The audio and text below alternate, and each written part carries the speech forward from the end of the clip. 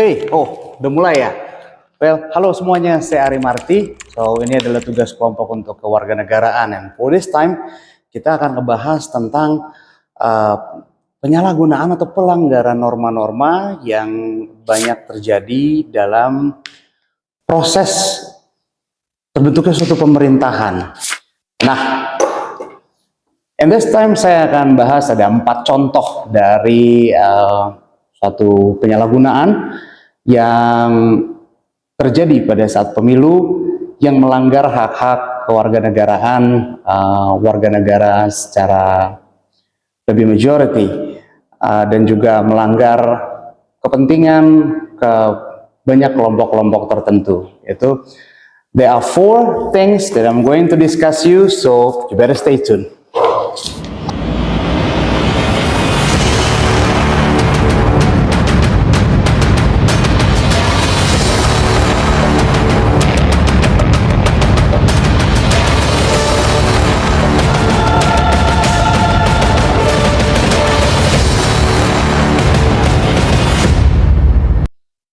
Yang pertama, itu ada politik identitas. Jadi, politik identitas yang dimaksud itu adalah sebuah alat politik atau sebuah cara politik yang dapat mempengaruhi partisipasi masyarakat di dalam memberikan suaranya, suara untuk memilih.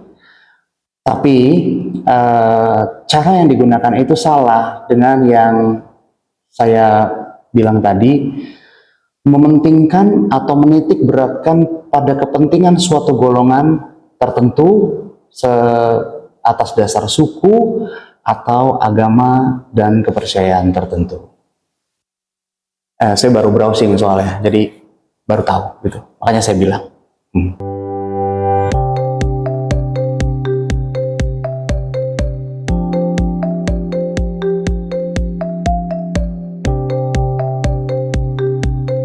Back in the past, itu pernah terjadi, ada salah satu paslon yang menggunakan politik identitas, ya menggunakan politik identitas agama, yang menurut saya itu tidak bagus, karena Indonesia itu memang dasarnya dan sudah secara historical itu menerima suatu kebinekaan. Justru itu yang membuat kita sangat kaya, Indonesia rich of the culture. Oke, yang nomor 2 itu adalah politik black campaign atau kampanye gelap, gitu. Kamu tahu nggak kampanye gelap? Oh, tahu. Pasti pakai peci hitam deh. Bukan, salah, bukan. Oh, tahu. Kampanyenya yang suka nyoret-nyoret tembok pakai baju hitam. Oh, bukan begitu, manis. Itu masih belum benar juga. Kampanye black campaign yang saya maksud itu adalah kampanye uang. You know, seperti cara-cara mafia. Like I make you to get something, I give you something, but in return for that, you have to do something for me. Nah, saya kasih kamu uang, saya kasih kamu sembako, saya kasih kamu uang jajan, voucher gratis, or anything. Jangan lupa, harus pilih saya. Nomor sekian, please select me.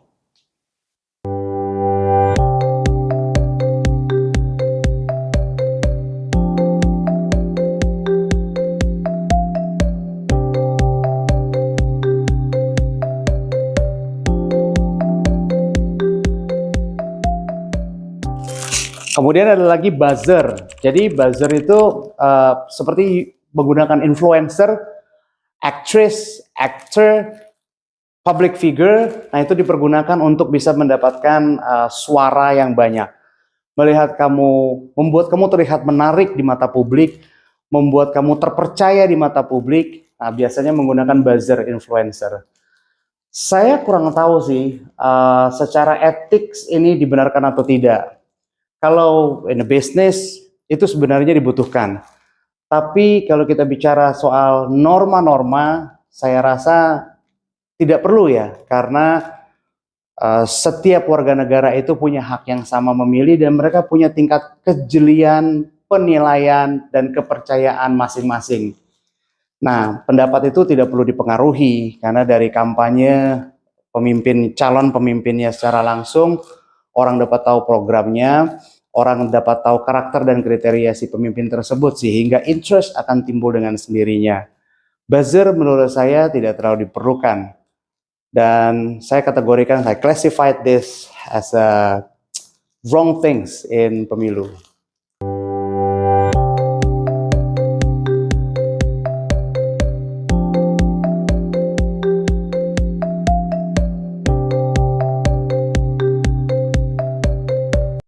Yang terakhir itu the last one is rezim. Oke, pernah ada suatu kejadian, saya tidak akan menjelaskan secara detail because I think most of the people know this. Oke, ada pemegang kekuasaan tertinggi yang dengan kekuasaannya dia melangkahi undang-undang, dia merubah.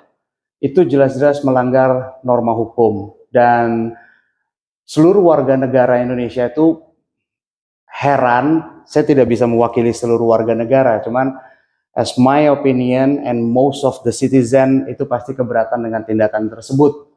Ya, karena dengan kekuasaannya dia merubah undang-undang dan itu jelas melanggar norma hukum. Nah, untuk menghindari terjadinya semua hal-hal yang salah tersebut dan memastikan pemilu itu berjalan sesuai dengan asasnya dan berjalan dengan seimbang dan baik dan benar, maka disinilah hadir sekelompok orang yang disebut dengan Badan Pengawas Pemilu atau Banwaslu.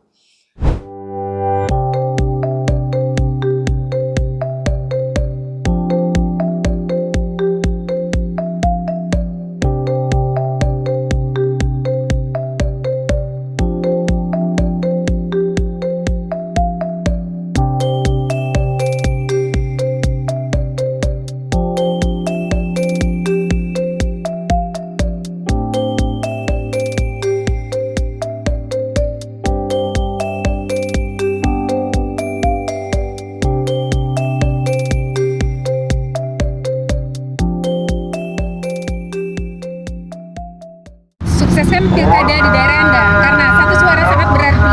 Jangan golput ya.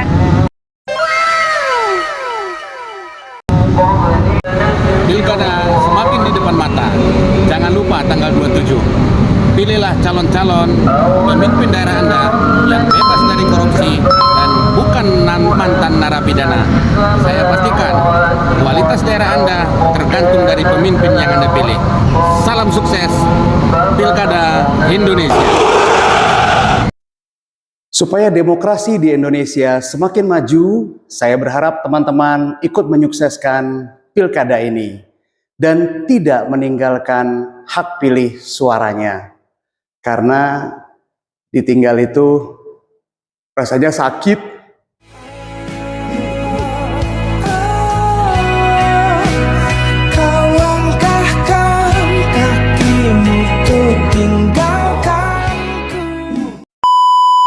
Halo teman-teman seluruh Indonesia, jangan lupa tanggal 27 November hari pencoblosan di seluruh Indonesia. Pilihlah semua wakil-wakil Anda agar menjadi pemenang di wilayah Anda masing-masing. Selamat mencoblos. Pilkada Indonesia. Yes. Oke, nah kita udah selesai. Senang sekali saya bisa belajar sama-sama. I'm so glad that we can study together about this.